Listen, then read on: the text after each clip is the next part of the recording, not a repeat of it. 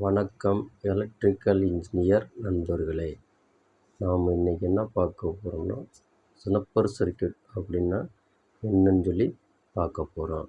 ஸ்னப்பர் circuit is a circuit consisting of series combinations of resistance and capacitance in parallel with ஈஸியாக.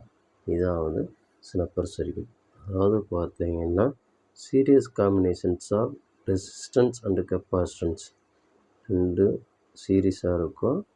ரெண்டு series ஆகி எஸ்சிஆருக்கு வந்து parallel ஆகிறது. So series combinations of resistance capacitance in parallel with SCR. இதுதான் வந்து பார்த்திங்கன்னா ஒரு ஸ்னப்பர் சர்க்யூட்.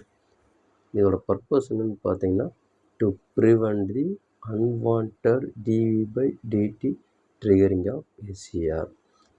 பார்த்தீங்கன்னா, ஒரு டயோடு பார்த்தீங்கன்னா ஆன் பண்ணுறதுக்கு கொஞ்சம் டயத்தில் வந்து ஆன் பண்ணுவாங்க. கொஞ்சம் டயத்துக்கும் இன்னொரு டயத்துக்கும் கேப்பில் ஆன் பண்ணிட்டே போவாங்க.